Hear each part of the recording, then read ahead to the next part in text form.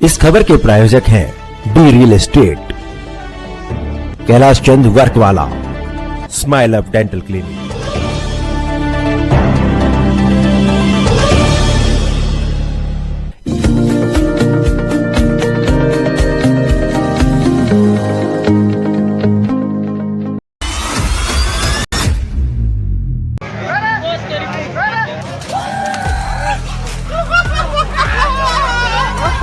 उत्तर प्रदेश के बिजनौर जनपद में बारिश के मौसम में तालाब से निकलकर एक बड़ा मगरमच्छ आबादी वाले क्षेत्र में पहुंच गया। जब स्थानीय लोगों ने सड़क पर मगरमच्छ को चहलकदमी करते हुए देखा तो पूरे इलाके में हड़कंप मचा।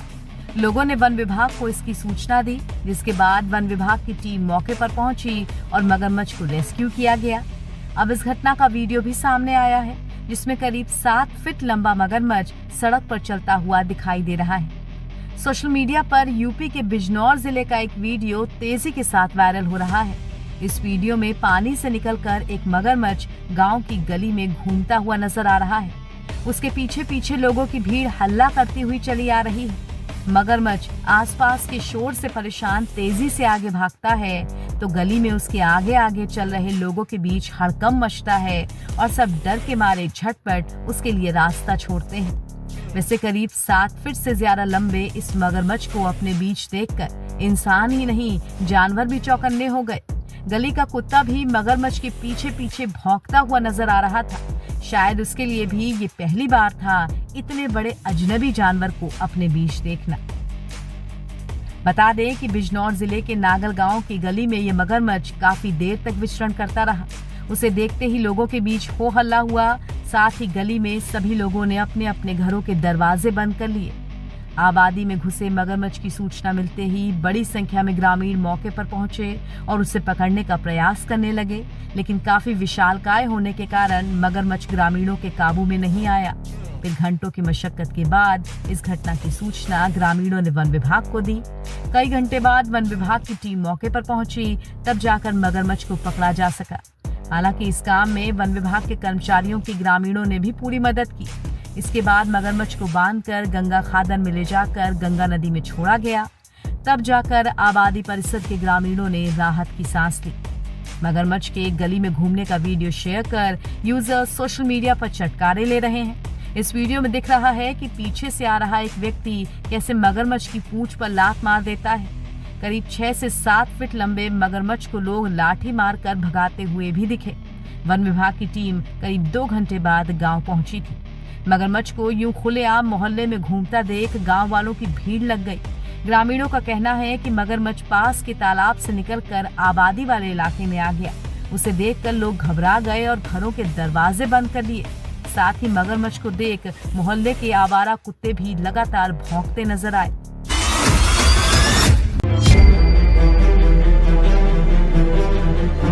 पेरिस ओलंपिक के फाइनल मुकाबले में अयोग्य करार दी गई भारतीय रेसलर विनेश फोगाट को लेकर पूरा देश दुखी है। ऐसे में किसान नेता और भारतीय किसान यूनियन के राष्ट्रीय प्रवक्ता राकेश टिकैत ने अंतर्राष्ट्रीय ओलंपिक संघ के निर्णय पर तीखी प्रतिक्रिया जाहिर की है। उन्होंने सोशल मीडिया प्लेटफॉर्म पर लिखा कि बेहद दुखद खबर है कि देश की बेटी को साजिश के अखाड़े में हरा दिया गया।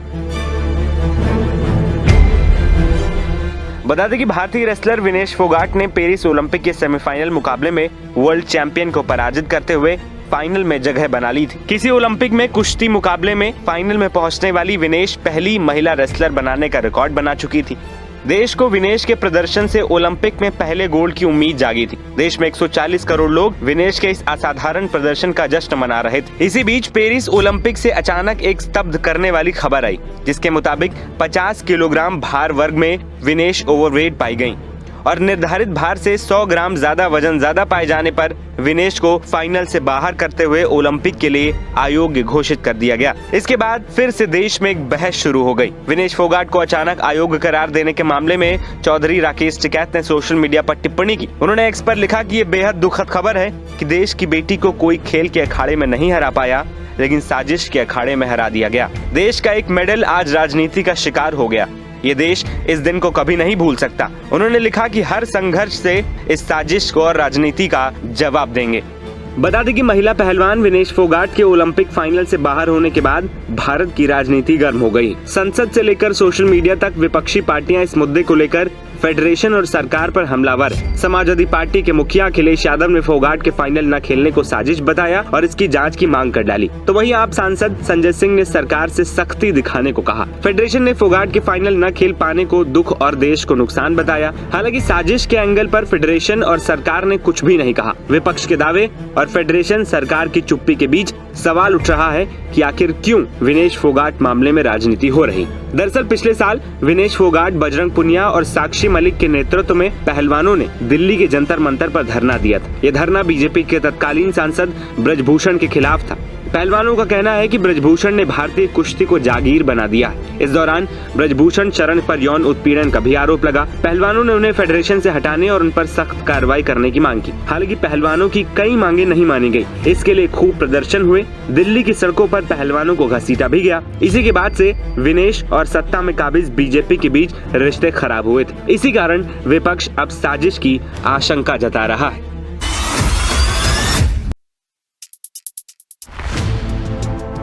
बांग्लादेश से भारत पहुंची बांग्लादेश की पूर्व प्रधानमंत्री शेख हसीना को हिंडन एयरबेस में शरण लिए हुए 48 घंटे से ज्यादा का समय बीत चुका है।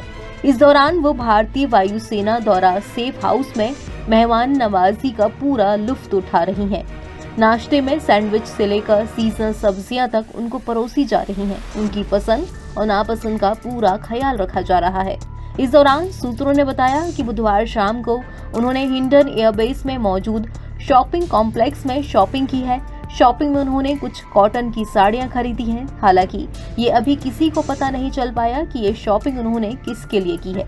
दरअसल बांग्लादेश में तख्ता पलट के बाद पूर्व पीएम हसीना बिना कोई सामान लिए ही निकली थी। उन्हें महज 45 मिनट का समय इस्तीफे और देश छोड़ने के लिए दिया गया था। ऐसे में माना जा रहा है कि वो अपने निजी सामान को भी नहीं लेकर आ पाई हैं। शॉपिंग के दौरान उन्होंने भारतीय करेंसी और बांग्लादेशी करेंसी में शॉपिंग की है। ऐसा माना जा रहा है कि ब्रिटेन और अमेरिका में पनाह नहीं मिलने के बाद अब वो दुबई में शरण ले सकती हैं। एक दिन पहले ही हाई प्रोफाइल वीआईपी रूट में इस्तेमाल होने वाली 2 काली रंग की गाड़ियां जिन पर अशोक स्तंभ बना था, उनके हिंडन एयरबेस में घुसने को लेकर कई तरह से अटकलें लगाई जा रही थी। ऐसा माना जा रहा था कि शेख हसीना को यहां से दिल्ली शिफ्ट किया जा सकता है, लेकिन ये गाड़ियां भी वापस खाली लौट गईं। बांग्लादेश की पूर्व प्रधानमंत्री के स्वास्थ्य का भी खास ख्याल रखा जा रहा है। एयरबेस पर इसको लेकर भी इंतजाम किए गए हैं। एयरफोर्स की डॉक्टर्स की टीम की ओर से उनका रूटीन में हेल्थ चेकअप भी किया गया। उनका स्वास्थ्य पूरी तरह से सही बताया गया। हालांकि इसकी अभी कोई आधिकारिक पुष्टि नहीं कर रहा है। वहीं शेख हसीना के भारत छोड़ने या तत्काल यहीं रहने को लेकर भी कोई ठोस जानकारी सामने नहीं आ रही है। वहीं प्रथम अलो समाचार पत्र की रिपोर्ट के मुताबिक शेख हसीना बांग्लादेश के प्रधानमंत्री पद को नहीं छोड़ना चाहती थी, लेकिन उनके देश के सुरक्षा प्रमुखों ने अपने हाथ खड़े कर दिए। उन्होंने कहा कि बल प्रयोग कर प्रदर्शनकारियों को नहीं रोका जा सकता है। जैसे ही उन्होंने इस्तीफा दिया और देश छोड़ा, प्रदर्शनकारी उनके आवास में घुस गए और जमकर उत्पात मचाया और लूटपाट भी की। रिक्शों पर लूट कर ले जाते सामान की तस्वीरें और वीडियो सोशल मीडिया पर खूब वायरल हुए और पूरी दुनिया ने वो भयानक और शर्मनाक दृश्य भी देखे।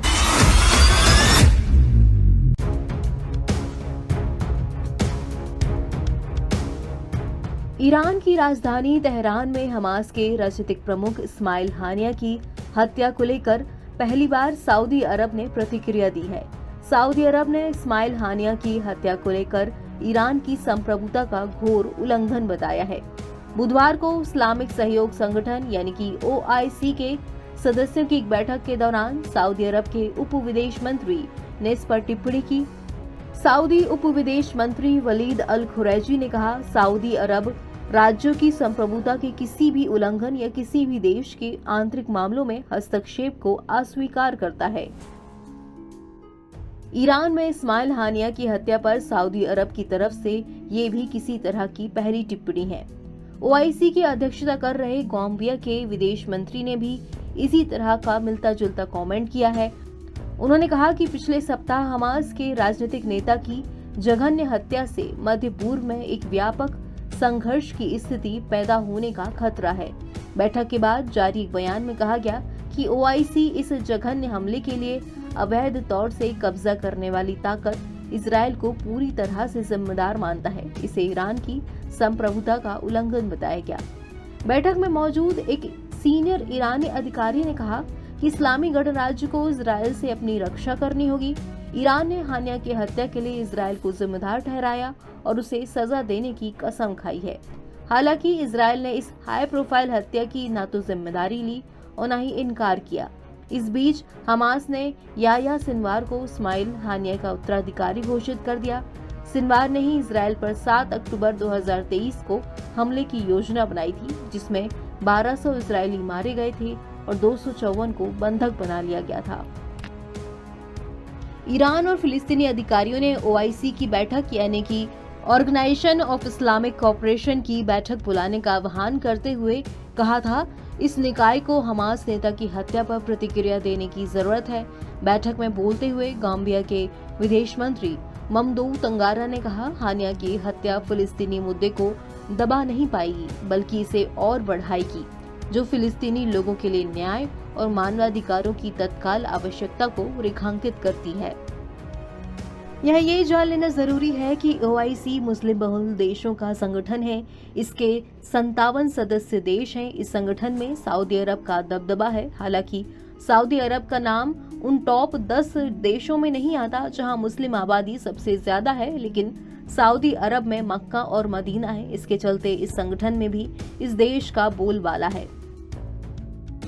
1969 में हुई इस्लामिक समिट कॉन्फ्रेंस के बाद ओआईसी का गठन किया गया था। आपको जानकर हैरानी होगी कि प्यू रिसर्च की रिपोर्ट के मुताबिक 2060 तक मुसलमानों की सबसे ज्यादा आबादी वाला देश भारत होगा, जबकि इस लिस्ट में दूसरे नंबर पर पाकिस्तान रहेगा। लेकिन फिर भी इस संगठन में भारत को शामिल नहीं किया गया है।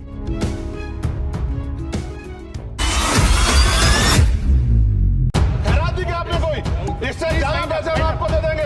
अपमान का सामना करना पड़ रहा है। महिला विरोधी चुप रहे। Thank you. कोई महिला विरोधी नहीं बोलेगा बीच में। आजाद समाज पार्टी के राष्ट्रीय अध्यक्ष और नगीना से सांसद चंद्रशेखर आजाद विनेश फोगाट मामले में सदन में जमकर बरसे। सरकार की तरफ से बयान आने के बाद चंद्रशेखर का गुस्सा फूट पड़ा। चंद्रशेखर ने 2 टूक कह डाला कि सरकार ने पैसे देकर एहसान नहीं किया है। इस मामले पर अपना स्टैंड क्लियर करे सरकार। सदन में विनेश फोगाट को लेकर जमकर बरसे चंद्रशेखर। उन्होंने उस वक्त की भी याद दिला दी जब वो जंतर मंतर पर सभी पहलवानों के साथ मिलकर धरना दे रहे थे। मैं सुबह से प्रयास कर रहा था कि विनेश के लिए बोलूं। जब उसको डिस्क्वालीफाई किया गया, विनेश या नहीं, लेकिन ऐसा लगा जैसे हमें चाकू घुसेड़ दिया गया। मेरे आज भी याद है उस प्रोटेस्ट में मैंने रातें काटी हैं और 4-4 गोली खाई मैंने। ये देश की अस्मिता से जुड़ा मामला था, पर हमारी मांग ये थी कि सरकार स्टैंड क्लियर कर दे। तब भी सुनवाई नहीं की गई। जब मंत्री बोलने आए तो हमने उनसे कहा कि हमें कुछ इन्फॉर्मेशन चाहिए, उस पर बात नहीं हुई। सवाल ये है सर, 1 गोल्ड हमारे लिए आ रहा था और जब ये गोल्ड आता देश गौरवान्वित होता। और क्या व्यवस्था थी सर कि उसका वेट बढ़ गया, पता ही नहीं लगा सिस्टम के लोगों को। क्या बेवकूफी की गई है, ये सोचने का विषय है सर। ये बहुत महत्वपूर्ण देश की बेटी का मामला है। ये हरियाणा की बेटी नहीं है सर, वो एक जात की बेटी नहीं है, वो हमारी बहन है, देश की बेटी है। और आपने क्या किया हरियाणा के साथ? आपने हरियाणा का बजट कम किया, जबकि सबसे ज्यादा मेडल हरियाणा लेके आता है। ये गलत है सर, ये धोखा है। हमें इस बात की तकलीफ है कि विनेश जो है देश का नाम गौरवान्वित करती, इस देश का नाम बढ़ाती, लेकिन आज जो है अपमान का सामना करना पड़ रहा है। जब हमारे हितों की बात होगी हम जो है समझौता कर सकते हैं, लेकिन जब देश के हितों की बात होगी, बाबा साहब अम्बेडकर ने कहा था हम प्रथम और अंत्य भारतीय हैं। जब देश हितों की बात होगी, महिला हितों की बात होगी, महिला सम्मान की बात होगी, हर हम कीमत चुका देंगे। सरकार के मंत्री ने क्या कहा कि हमने इतने पैसे दिए, एहसान किया क्या? खैरात दी क्या आपने कोई? खत्म कर रहा हूं सर, खैरात दी क्या आपने कोई? इससे ज्यादा पैसे हम आपको दे देंगे, लेकिन आपको चाहिए था कि इस मामले को संभालते और देश का सम्मान बढ़ाते। आपने लापरवाही बरती, इसका खामियाजा हमें भुगतना पड़ा। मैं आपसे आग्रह करूंगा कि जब वो बेटी देश लौटे सर, जब वो बेटी देश लौटे, रुक जाओ प्लीज, जब वो बेटी देश लौटे, मैं आपसे आग्रह करूंगा कि स्पीकर सर यहां बुला के उसका सम्मान करें। हम सब लोग, वो देश की बेटी है सर, देश के लिए गोल्डन गर्ल है वो, गर्ल है वो, उसका सम्मान यहां किया जाए सर, हमें चाहते हैं। बहुत बहुत धन्यवाद, आपने बाद में मौका दिया। महिला विरोधी चुप रहे। थैंक यू कोई महिला विरोधी नहीं बोलेगा बीच में। विनेश फोगाट के ओलंपिक से डिस्क्वालीफाई हो जाने पर पूरा देश सकते में है और हर कोई ये सवाल पूछ रहा है कि ऐसा कैसे हो गया, हमारे सिस्टम में कहाँ चूक हुई जिसका इतना बड़ा खामियाजा हमें भुगतना पड़ा। इसी बात को मुद्दा बनाकर चंद्रशेखर सदन में खूब बोले और विनेश फोगाट के वापस आने पर उसे सदन में सम्मानित करने की बात कह डाली।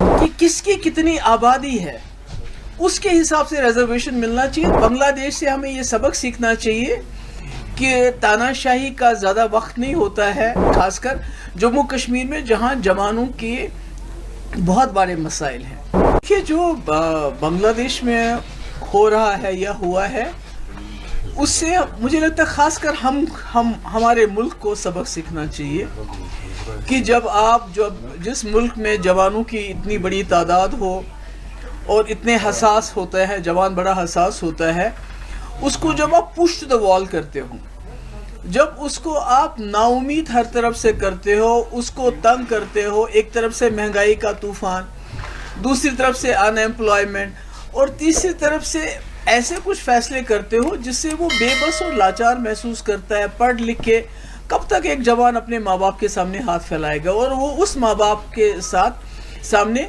जिसके ऊपर महंगाई का इतना बोझ पड़ा हुआ है कि उसकी कमर टूट गई है। तो मेरा ये मानना है कि हमारे मुल्क के अंदर भी जो इस वक्त बेरोजगारी है और उसमें अग्निवीर जैसी स्कीम जो बिल्कुल ही आर्मी के बेसिक जो जज्बा है उसके खिलाफ है, और अनएम्प्लॉयमेंट इतनी बढ़ रही है, और उसके ऊपर रिजर्वेशन बहुत अच्छी चीज़ है। जो हमारे वीकर सेक्शंस है, कमज़ोर सेक्शंस है, उनके लिए रिजर्वेशन होना बहुत ज़रूरी है। मगर मैं कहती हूँ इसमें कोई आबादी का जो तनासुल है कि किसकी कितनी आबादी है उसके हिसाब से रिजर्वेशन मिलना चाहिए, ताकि जो ओपन कैटेगरी के लोग हैं उनके साथ नाइंसाफी ना हो। कि आपकी reservation should not be at the cost of open category.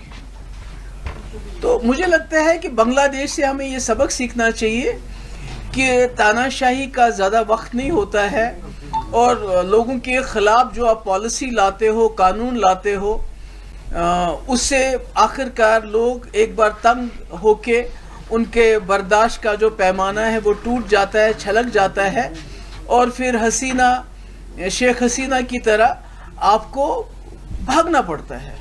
तो मुझे लगता है हमारे मुल्क में इसके लिए बहुत बड़ा सबक है, खासकर जम्मू कश्मीर में जहां जवानों के बहुत बड़े मसाइल हैं। रोज़ हमारे दरियाओं में से, घरों में से खुदकशियों के खबरें मिलती हैं।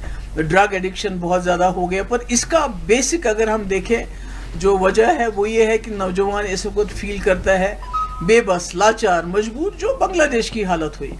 ऊपर से दबाव, ऊपर से जुल्म, ऊपर से सितम, यूएपीए, पीएसए बंद करो, बात मत करने दो। तो मुझे लगता है ये हमारे लिए सबक है, हमें सबक सीखना चाहिए और कोशिश करनी चाहिए कि जो हमारे नौजवानों की मुश्किलात हैं उस अभी इंसाफ बाकी है, नहीं होगा। समाजवादी पार्टी के पूर्व विधायक इरफान सोलंकी की बुधवार को कानपुर कोर्ट में पेशी हुई। पुलिस इसके लिए उसे महाराजगंज जेल से लेकर कोर्ट पहुंची थी। यहां कोर्ट के बाहर उपचुनाव को लेकर जब मीडिया ने सवाल किए तो इरफान ने कहा, अब उपचुनाव नहीं होगा, इंसाफ होगा, इंसाफ अभी बाकी है। इरफान कुछ कहेंगे? अभी इंसाफ बाकी है। इरफान शीशा में उसे किसको टिकट मिले? इरफान नहीं होगा।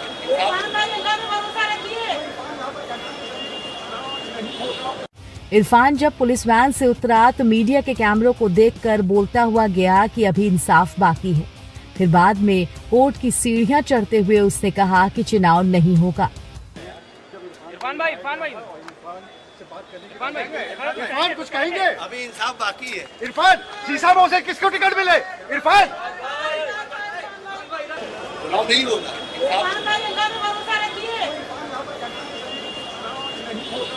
इरफान सोलंकी का ये चौंकाने वाला दावा अब सुर्खियां बटोर रहा है।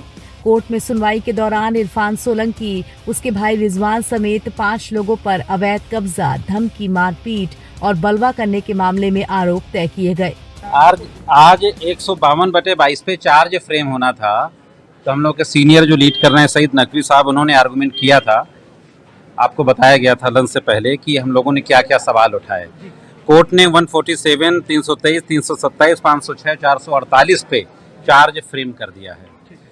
उसके बाद इरफान से बात हुई तो पता चला कि उसकी पूरी बॉडी में, हाथ पैर में ज़बरदस्त मसल्स पेन रहता है, वहाँ प्रॉपर ट्रीटमेंट अवेलेबल नहीं कराया जा रहा है। तो एक एप्लीकेशन दी गई थी कि इसको प्रॉपर ट्रीटमेंट कराया जाए, MRI, CT स्कैन, अगर हो सके तो जांच कराई जाए। कोर्ट ने ऑर्डर किया है कि जेल अधीक्षक नियमानुसार कार्रवाई करे और 21 अगस्त डेट लग गई है। जो जिन मामलों में PT करा दिया, जो दफाएं हैं, क्या उसमें आगे किस तरह अब ट्रायल चलेगा। अब केस एविडेंस पे लग गया, अब ट्रायल चलेगा। प्रोसिक्यूशन की 1 by 1 करके एविडेंस आएगी, हम लोग उनसे जुरे करेंगे। आगे केस क्या होता है अब देखा जाएगा।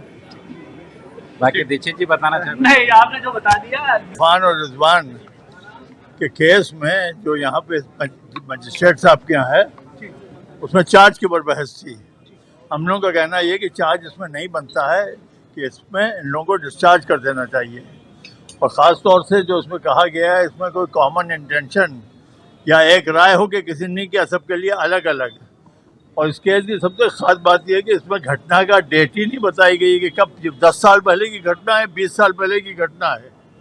कहीं पे न तो FIR में नाम आया है और ना ही बयानों में आया है। तो ये लिमिटेशन से बाहर है, ये लिमिटेशन से बाहर, इस वजह से इसका संज्ञान नहीं लिया जाना चाहिए और चार्ज नहीं लगना चाहिए। बता दें कि सीसामऊ सीट से सपा विधायक रहे इरफान सोलंकी को 3 जून को कोर्ट ने जाजमऊ आगजनी केस में 7 साल की सजा सुनाई थी। इसके बाद उसकी विधायकी रद्द हो गई थी। अब इसी सीट पर उपचुनाव होने हैं। विनेश फोगाट के ओलंपिक से बाहर होने को लेकर सपा सांसद इकरा हसन ने सवाल उठाए और इसके लिए सीधे सीधे सरकार को घेरा। इकरा ने वही बात कह दी जो हर किसी के मन में है कि जब हमारे पहलवानों का ओलंपिक जैसी प्रतियोगिता के लिए मेहनत करने का वक्त था, तब वो धरना प्रदर्शन दे रहे थे। शायद इसी के चलते वो कमी रह गई कि 100 ग्राम वजन 140 करोड़ हिंदुस्तानियों पर भारी पड़ गया। पेरिस ओलंपिक 2024 से भारत को उस वक्त एक बड़ी निराशा हाथ लगी जब गोल्ड मेडल से 1 कदम की दूरी पर खड़ी विनेश फोगाट 50 किलोग्राम के फाइनल में 100 ग्राम वजन अधिक होने के चलते अयोग्य करार दे दी गई और ओलंपिक से बाहर हो गई। इस पर प्रतिक्रिया देते हुए यूपी के कैराना से सपा सांसद इकरा हसन ने बीजेपी सरकार को घेरा। बहुत अफसोसजनक है। कल तक हम जिनके लिए, सभी पूरा देश जिनके लिए खुशी मना रहा था, आज उन्हें डिस्क्वालीफाई किया गया, तो सभी को बहुत अफसोस है इसका। लेकिन क्या परिस्थितियां रही और कल तक वो क्वालिफाई करके खेली भी और जीती भी। आज अचानक से, और सिर्फ कुछ ग्राम का फर्क है और 2 बाउट्स वो क्लियर कर चुकी थी, तो इसमें क्या परिस्थितियां ऐसी रही? क्या हमारे सरकार ने उनके लिए आवाज उठाई या इंडियन ओलंपिक एसोसिएशन ने क्या उनका प्रोत्साहन बढ़ाने के लिए किया, उनकी पैरवी करी? तो ये सब जवाबदेही सरकार को देनी चाहिए। उनका ये कर्तव्य बनता है कि वो इस मुद्दे पर, ये बहुत गंभीर मुद्दा है पूरे देश के लिए, वो हम सब के लिए वहाँ पर देश के लिए गर्व की बात थी कि वो फाइनल्स तक पहुंची थी। लेकिन जिस तरीके से डिस्क्वालीफाई हुए तो बहुत अफसोसजनक है और इसमें सरकार को कुछ ना कुछ स्टैंड लेकर इसकी जवाबदेही बनती है। जी हाँ, बातें हमें संतोषजनक नहीं लगी उनकी, और किन परिस्थितियों में उनका पूरा जो प्रैक्टिस का पीरियड है, सरकार को वो अपनी प्रॉब्लम्स से अवगत कराती रही, लेकिन सरकार ने संज्ञान नहीं लिया। जब उन्हें प्रैक्टिस करना चाहिए था, वो बाहर धरना दे रही थी। तो इसमें बहुत सारी उंगली उठाई जा सकती है और मुझे लगता है कि सरकार को संज्ञान लेना चाहिए और हमारे जो हमारे खिलाड़ी हैं उनको वो सम्मान देना चाहिए जो वो डिजर्व करते हैं। पेरिस ओलंपिक 2024 से मंगलवार को विनेश फोगाट एक के बाद एक लगातार 3 मुकाबले जीतकर सीधे फाइनल में एंट्री पा चुकी थी। इसके बाद पूरे हिंदुस्तान में जश्न का माहौल था। फाइनल में पहुंचने का मतलब था कि विनेश फोगाट की तरफ से भारत का एक मेडल पक्का हो गया है। इसके बाद बुधवार को केवल इतना तय होना था कि मेडल गोल्ड होगा या सिल्वर। इस बीच विनेश फोगाट का फाइनल मुकाबला रात 12:45 पर होना तय हुआ, लेकिन उससे पहले जब उनका वजन लिया गया तो वो 100 ग्राम ज्यादा निकला। इसके बाद वो इवेंट से बाहर हो गई। अब विनेश के बाहर होने को लेकर पूरा विपक्ष 1 साल पहले भारतीय कुश्ती महासंघ और इसके तत्कालीन अध्यक्ष बृजभूषण शरण सिंह के खिलाफ ओलंपिक और वर्ल्ड चैंपियनशिप विजेताओं साक्षी मलिक, विनेश फोगाट और बजरंग पुनिया का साल भर तक चला जो विरोध प्रदर्शन है, उसे याद कर सरकार को घेर रहे हैं।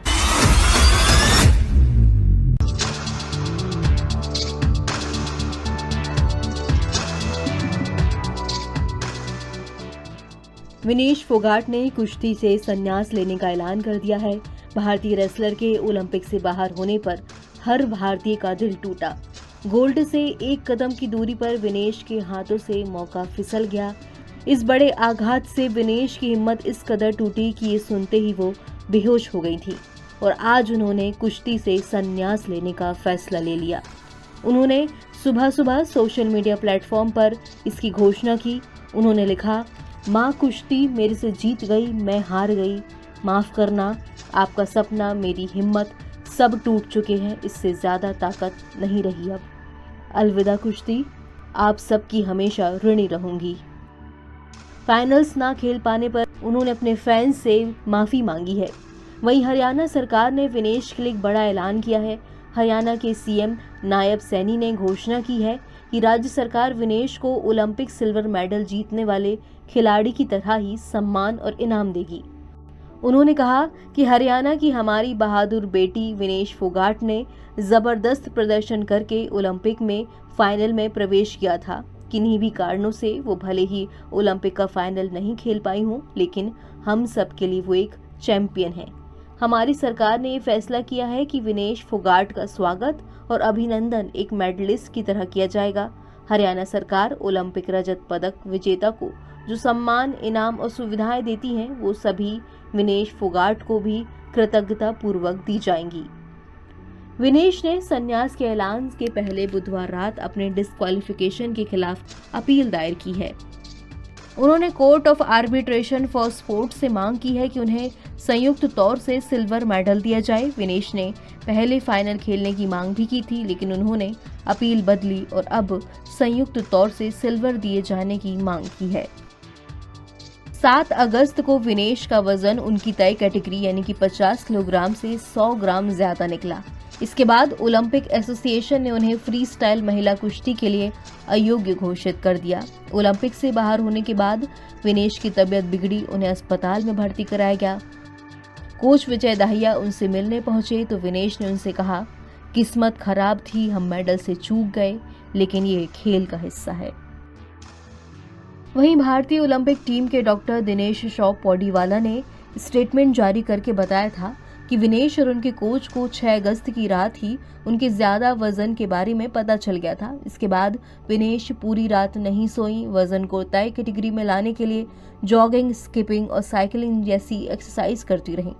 डॉक्टर पौडीवाला ने बताया कि विनेश ने अपने बाल और नाखून तक काट दिए थे, उनके कपड़े भी छोटे कर दिए थे।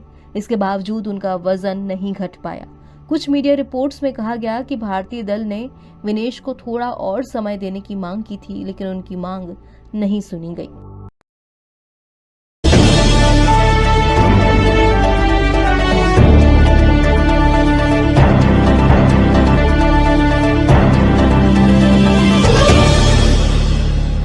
इस खबर के प्रायोजक हैं D real estate, Kailash Chand वर्कवाला, smile up dental clinic.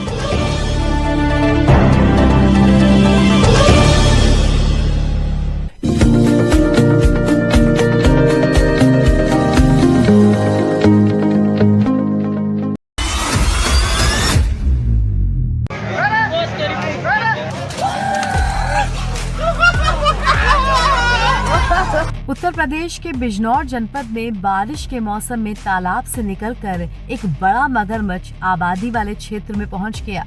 जब स्थानीय लोगों ने सड़क पर मगरमच्छ को चहलकदमी करते हुए देखा तो पूरे इलाके में हड़कंप मचा। लोगों ने वन विभाग को इसकी सूचना दी, जिसके बाद वन विभाग की टीम मौके पर पहुंची और मगरमच्छ को रेस्क्यू किया गया। अब इस घटना का वीडियो भी सामने आया है। जिसमें करीब 7 फीट लंबा मगरमच्छ सड़क पर चलता हुआ दिखाई दे रहा है। सोशल मीडिया पर यूपी के बिजनौर जिले का एक वीडियो तेजी के साथ वायरल हो रहा है। इस वीडियो में पानी से निकलकर एक मगरमच्छ गांव की गली में घूमता हुआ नजर आ रहा है। उसके पीछे पीछे लोगों की भीड़ हल्ला करती हुई चली आ रही है। मगरमच्छ आसपास के शोर से परेशान तेजी से आगे भागता है तो गली में उसके आगे आगे चल रहे लोगों के बीच हड़कंप मचता है और सब डर के मारे झटपट उसके लिए रास्ता छोड़ते हैं। वैसे करीब 7 फीट से ज्यादा लंबे इस मगरमच्छ को अपने बीच देखकर इंसान ही नहीं जानवर भी चौकन्ने हो गए। गली का कुत्ता भी मगरमच्छ के पीछे पीछे भौंकता हुआ नजर आ रहा था। शायद उसके लिए भी ये पहली बार था इतने बड़े अजनबी जानवर को अपने बीच देखना। बता दें कि बिजनौर जिले के नागल गांव की गली में ये मगरमच्छ काफी देर तक विचरण करता रहा। उसे देखते ही लोगों के बीच हो हल्ला हुआ। साथ ही गली में सभी लोगों ने अपने अपने घरों के दरवाजे बंद कर लिए। आबादी में घुसे मगरमच्छ की सूचना मिलते ही बड़ी संख्या में ग्रामीण मौके पर पहुंचे और उसे पकड़ने का प्रयास करने लगे, लेकिन काफी विशालकाय होने के कारण मगरमच्छ ग्रामीणों के काबू में नहीं आया। फिर घंटों की मशक्कत के बाद इस घटना की सूचना ग्रामीणों ने वन विभाग को दी। कई घंटे बाद वन विभाग की टीम मौके पर पहुंची, तब जाकर मगरमच्छ को पकड़ा जा सका। हालांकि इस काम में वन विभाग के कर्मचारियों की ग्रामीणों ने भी पूरी मदद की। इसके बाद मगरमच्छ को बांधकर गंगा खादन में ले जाकर गंगा नदी में छोड़ा गया। तब जाकर आबादी परिसर के ग्रामीणों ने राहत की सांस ली। मगरमच्छ के गली में घूमने का वीडियो शेयर कर यूजर्स सोशल मीडिया पर चटकारे ले रहे हैं। इस वीडियो में दिख रहा है कि पीछे से आ रहा एक व्यक्ति कैसे मगरमच्छ की पूंछ पर लात मार देता है। करीब 6 से 7 फीट लंबे मगरमच्छ को लोग लाठी मारकर भगाते हुए भी दिखे। वन विभाग की टीम करीब 2 घंटे बाद गांव पहुंची थी। मगरमच्छ को यूं खुलेआम मोहल्ले में घूमता देख गांव वालों की भीड़ लग गई। ग्रामीणों का कहना है कि मगरमच्छ पास के तालाब से निकलकर आबादी वाले इलाके में आ गया। उसे देखकर लोग घबरा गए और घरों के दरवाजे बंद कर लिए। साथ ही मगरमच्छ को देख मोहल्ले के आवारा कुत्ते भी लगातार भौंकते नजर आए।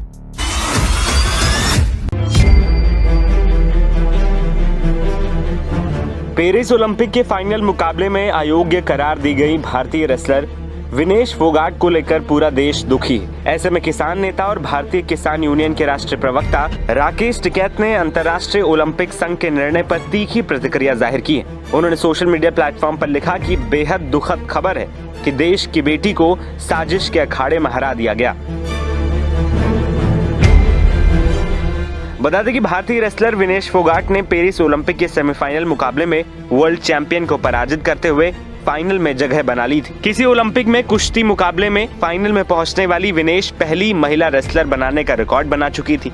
देश को विनेश के प्रदर्शन से ओलंपिक में पहले गोल्ड की उम्मीद जागी थी। देश में 140 करोड़ लोग विनेश के इस असाधारण प्रदर्शन का जश्न मना रहे थे। इसी बीच पेरिस ओलंपिक से अचानक एक स्तब्ध करने वाली खबर आई, जिसके मुताबिक 50 किलोग्राम भार वर्ग में विनेश ओवरवेट पाई गयी और निर्धारित भार से 100 ग्राम ज्यादा वजन ज्यादा पाए जाने पर विनेश को फाइनल से बाहर करते हुए ओलंपिक के लिए अयोग्य घोषित कर दिया गया। इसके बाद फिर से देश में एक बहस शुरू हो गई। विनेश फोगाट को अचानक अयोग्य करार देने के मामले में चौधरी राकेश टिकैत ने सोशल मीडिया पर टिप्पणी की। उन्होंने एक्स पर लिखा कि ये बेहद दुखद खबर है कि देश की बेटी को कोई खेल के अखाड़े में नहीं हरा पाया, लेकिन साजिश के अखाड़े में हरा दिया गया। देश का एक मेडल आज राजनीति का शिकार हो गया।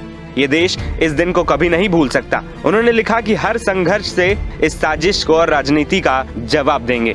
बता दें कि महिला पहलवान विनेश फोगाट के ओलंपिक फाइनल से बाहर होने के बाद भारत की राजनीति गर्म हो गई। संसद से लेकर सोशल मीडिया तक विपक्षी पार्टियां इस मुद्दे को लेकर फेडरेशन और सरकार पर हमलावर। समाजवादी पार्टी के मुखिया अखिलेश यादव ने फोगाट के फाइनल न खेलने को साजिश बताया और इसकी जांच की मांग कर डाली। तो वहीं आप सांसद संजय सिंह ने सरकार से सख्ती दिखाने को कहा। फेडरेशन ने फोगाट के फाइनल न खेल पाने को दुख और देश को नुकसान बताया। हालांकि साजिश के एंगल पर फेडरेशन और सरकार ने कुछ भी नहीं कहा। विपक्ष के दावे और फेडरेशन सरकार की चुप्पी के बीच सवाल उठ रहा है कि आखिर क्यों विनेश फोगाट मामले में राजनीति हो रही। दरअसल पिछले साल विनेश फोगाट, बजरंग पुनिया और साक्षी मलिक के नेतृत्व में पहलवानों ने दिल्ली के जंतर मंतर पर धरना दिया था। यह धरना बीजेपी के तत्कालीन सांसद ब्रजभूषण के खिलाफ था।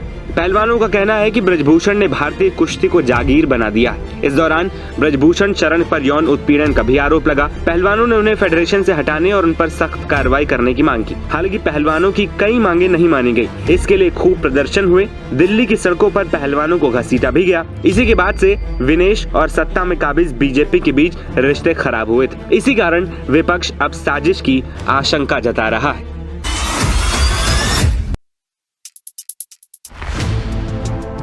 बांग्लादेश से भारत पहुंची बांग्लादेश की पूर्व प्रधानमंत्री शेख हसीना को हिंडन एयरबेस में शरण लिए हुए 48 घंटे से ज्यादा का समय बीत चुका है। इस दौरान वो भारतीय वायुसेना द्वारा सेफ हाउस में मेहमान नवाजी का पूरा लुत्फ उठा रही हैं। नाश्ते में सैंडविच से लेकर सीजनल सब्जियां तक उनको परोसी जा रही हैं। उनकी पसंद और नापसंद का पूरा ख्याल रखा जा रहा है।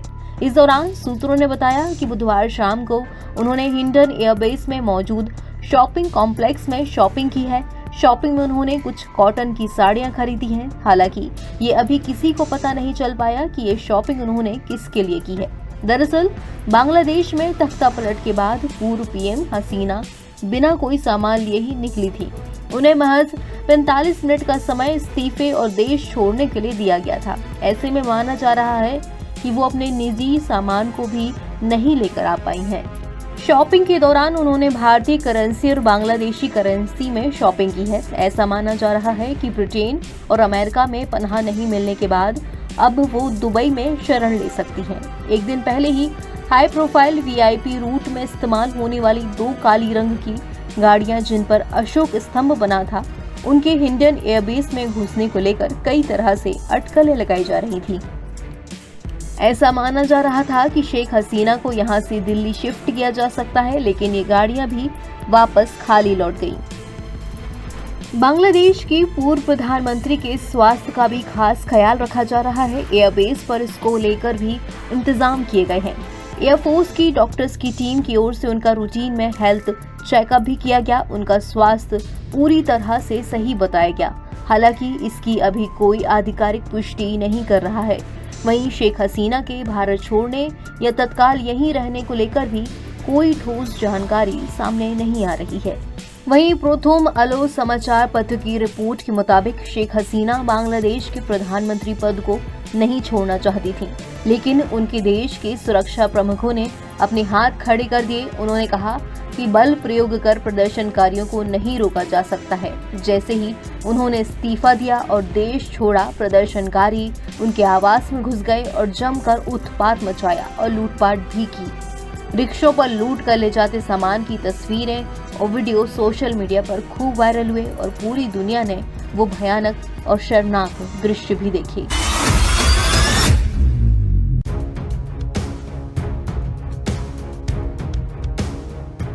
ईरान की राजधानी तेहरान में हमास के राजनीतिक प्रमुख इस्माइल हानिया की हत्या को लेकर पहली बार सऊदी अरब ने प्रतिक्रिया दी है। सऊदी अरब ने इस्माइल हानिया की हत्या को लेकर ईरान की संप्रभुता का घोर उल्लंघन बताया है। बुधवार को इस्लामिक सहयोग संगठन यानी कि OIC के सदस्यों की एक बैठक के दौरान सऊदी अरब के उप विदेश मंत्री ने इस पर टिप्पणी की।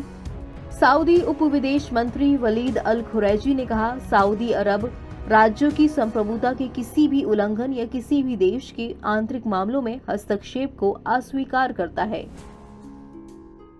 ईरान में इस्माइल हानिया की हत्या पर सऊदी अरब की तरफ से ये भी किसी तरह की पहली टिप्पणी है। OIC की अध्यक्षता कर रहे गाम्बिया के विदेश मंत्री ने भी इसी तरह का मिलता जुलता कमेंट किया है।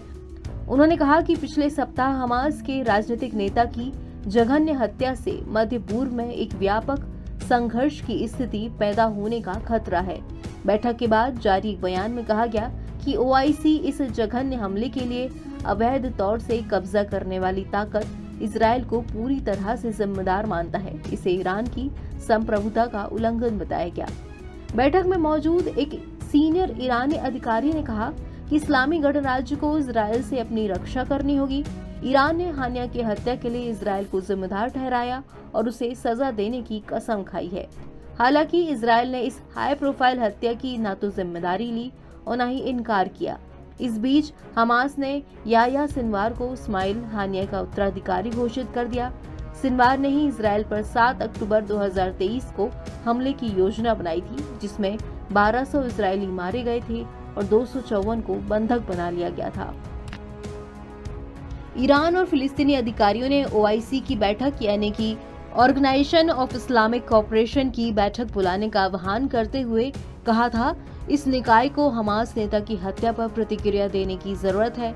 बैठक में बोलते हुए गाम्बिया के विदेश मंत्री ममदू तंगारा ने कहा, हानिया की हत्या फिलिस्तीनी मुद्दे को दबा नहीं पाएगी, बल्कि इसे और बढ़ाएगी, जो फिलिस्तीनी लोगों के लिए न्याय और मानवाधिकारों की तत्काल आवश्यकता को रेखांकित करती है।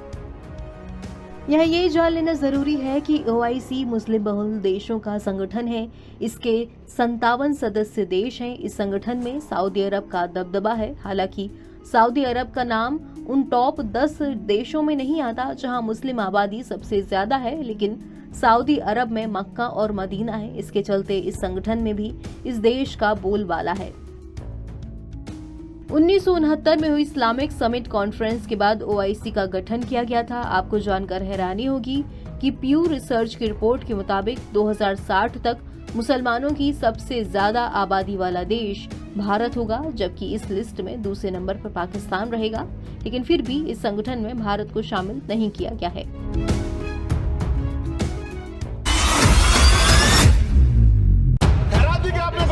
इससे ज्यादा पैसे हम आपको दे देंगे। अपमान का सामना करना पड़ रहा है। महिला विरोधी चुप रहे। Thank you. कोई महिला विरोधी नहीं बोलेगा बीच में। आजाद समाज पार्टी के राष्ट्रीय अध्यक्ष और नगीना से सांसद चंद्रशेखर आजाद विनेश फोगाट मामले में सदन में जमकर बरसे। सरकार की तरफ से बयान आने के बाद चंद्रशेखर का गुस्सा फूट पड़ा। चंद्रशेखर ने दो टूक कह डाला कि सरकार ने पैसे देकर एहसान नहीं किया है। इस मामले पर अपना स्टैंड क्लियर करे सरकार। सदन में विनेश फोगाट को लेकर जमकर बरसे चंद्रशेखर। उन्होंने उस वक्त की भी याद दिला दी जब वो जंतर मंतर पर सभी पहलवानों के साथ मिलकर धरना दे रहे थे। मैं सुबह से प्रयास कर रहा था कि विनेश के लिए बोलूं। जब उसको डिस्क्वालीफाई किया गया, विनेश या नहीं, लेकिन ऐसा लगा जैसे हमें चाकू घुसेड़ दिया गया। मेरे आज भी याद है उस प्रोटेस्ट में मैंने रातें काटी हैं और 4-4 गोली खाई मैंने। ये देश की अस्मिता से जुड़ा मामला था, पर हमारी मांग ये थी कि सरकार स्टैंड क्लियर कर दे। तब भी सुनवाई नहीं की गई। जब मंत्री बोलने आए तो हमने उनसे कहा कि हमें कुछ इन्फॉर्मेशन चाहिए, उस पर बात नहीं हुई। सवाल ये है सर, एक गोल्ड हमारे लिए आ रहा था और जब ये गोल्ड आता देश गौरवान्वित होता। और क्या व्यवस्था थी सर कि उसका वेट बढ़ गया, पता ही नहीं लगा सिस्टम के लोगों को। क्या बेवकूफी की गई है, ये सोचने का विषय है सर। ये बहुत महत्वपूर्ण देश की बेटी का मामला है। ये हरियाणा की बेटी नहीं है सर, वो एक जात की बेटी नहीं है, वो हमारी बहन है, देश की बेटी है। और आपने क्या किया हरियाणा के साथ? आपने हरियाणा का बजट कम किया, जबकि सबसे ज्यादा मेडल हरियाणा लेके आता है। ये गलत है सर, ये धोखा है। हमें इस बात की तकलीफ है कि विनेश जो है देश का नाम गौरवान्वित करती, इस देश का नाम बढ़ाती, लेकिन आज जो है अपमान का सामना करना पड़ रहा है। जब हमारे हितों की बात होगी हम जो है समझौता कर सकते हैं, लेकिन जब देश के हितों की बात होगी, बाबा साहब अम्बेडकर ने कहा था हम प्रथम और अंत्य भारतीय हैं। जब देश हितों की बात होगी, महिला हितों की बात होगी, महिला सम्मान की बात होगी, हर हम कीमत चुका देंगे। सरकार के मंत्री ने क्या कहा कि हमने इतने पैसे दिए, एहसान किया क्या? खैरात दी क्या आपने कोई? खत्म कर रहा हूं सर, खैरात दी क्या आपने कोई? इससे ज्यादा पैसे हम आपको दे देंगे, लेकिन आपको चाहिए था कि इस मामले को संभालते और देश का सम्मान बढ़ाते। आपने लापरवाही बरती, इसका खामियाजा हमें भुगतना पड़ा। मैं आपसे आग्रह करूंगा कि जब वो बेटी देश लौटे सर, जब वो बेटी देश लौटे, रुक जाओ प्लीज, प्लीज, जब वो बेटी देश लौटे मैं आपसे आग्रह करूंगा कि स्पीकर सर यहां बुला के उसका सम्मान करें। हम सब लोग, वो देश की बेटी है सर, देश के लिए गोल्डन गर्ल है वो, उसका सम्मान यहां किया जाए सर, हमें चाहते हैं। बहुत बहुत धन्यवाद, आपने बात रखने का मौका दिया। महिला विरोधी चुप रहे। Thank you. कोई महिला विरोधी नहीं बोलेगा बीच में। विनेश फोगाट के ओलंपिक से डिस्क्वालीफाई हो जाने पर पूरा देश सकते में है और हर कोई ये सवाल पूछ रहा है कि ऐसा कैसे हो गया। हमारे सिस्टम में कहाँ चूक हुई जिसका इतना बड़ा खामियाजा हमें भुगतना पड़ा। इसी बात को मुद्दा बनाकर चंद्रशेखर सदन में खूब बोले और विनेश फोगाट के वापस आने पर उसे सदन में सम्मानित करने की बात कह डाली। कि किसकी कितनी आबादी है उसके हिसाब से रिजर्वेशन मिलना चाहिए। बांग्लादेश से हमें ये सबक सीखना चाहिए कि तानाशाही का ज़्यादा वक्त नहीं होता है, खासकर जम्मू कश्मीर में जहां जवानों के बहुत बड़े मसाइल हैं। कि जो बांग्लादेश में हो रहा है या हुआ है उससे मुझे लगता है खासकर हमारे मुल्क को सबक सीखना चाहिए कि जब जिस मुल्क में जवानों की इतनी बड़ी तादाद हो और इतने हसास होता है, जवान बड़ा हसास होता है, उसको जब आप पुश टू द वॉल करते हो, जब उसको आप नाउमीद हर तरफ से करते हो, उसको तंग करते हो, एक तरफ से महंगाई का तूफान, दूसरी तरफ से अनएम्प्लॉयमेंट और तीसरी तरफ से ऐसे कुछ फैसले करते हो जिससे वो बेबस और लाचार महसूस करता है। पढ़ लिख के कब तक एक जवान अपने माँ बाप के सामने हाथ फैलाएगा, और वो उस माँ बाप के सामने जिसके ऊपर महंगाई का इतना बोझ पड़ा हुआ है कि उसकी कमर टूट गई है। तो मेरा ये मानना है कि हमारे मुल्क के अंदर भी जो इस वक्त बेरोजगारी है और उसमें अग्निवीर जैसी स्कीम जो बिल्कुल ही आर्मी के बेसिक जो जज्बा है उसके खिलाफ है, और अनएम्प्लॉयमेंट इतनी बढ़ रही है, और उसके ऊपर रिजर्वेशन बहुत अच्छी चीज़ है। जो हमारे वीकर सेक्शंस है, कमज़ोर सेक्शंस है, उनके लिए रिजर्वेशन होना बहुत ज़रूरी है। मगर मैं कहती हूँ इसमें कोई आबादी का जो तनासुल है कि किसकी कितनी आबादी है, उसके हिसाब से रिजर्वेशन मिलना चाहिए, ताकि जो ओपन कैटेगरी के लोग हैं उनके साथ नाइंसाफी ना हो कि आपकी reservation should not be at the cost of open category.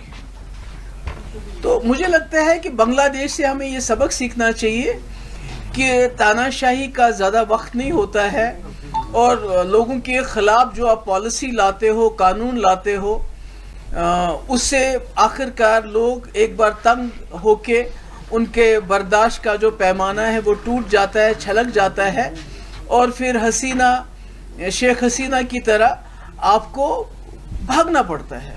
तो मुझे लगता है हमारे मुल्क में इसके के लिए बहुत बड़ा सबक है, खासकर जम्मू कश्मीर में जहां जवानों के बहुत बड़े मसाइल हैं।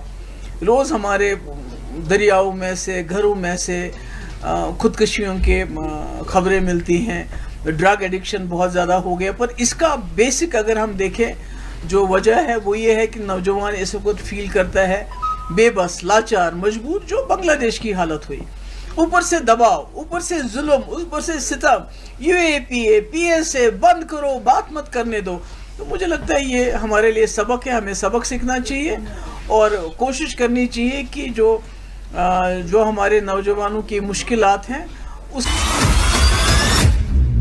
अभी इंसाफ बाकी है, नहीं होगा। समाजवादी पार्टी के पूर्व विधायक इरफान सोलंकी की बुधवार को कानपुर कोर्ट में पेशी हुई। पुलिस इसके लिए उसे महाराजगंज जेल से लेकर कोर्ट पहुंची थी। यहां कोर्ट के बाहर उपचुनाव को लेकर जब मीडिया ने सवाल किए तो इरफान ने कहा, अब उपचुनाव नहीं होगा, इंसाफ होगा। इंसाफ अभी बाकी है। इरफान कुछ कहेंगे? अभी इंसाफ बाकी है। इरफान शीशा में उसे किसको टिकट मिले? इरफान नहीं होगा।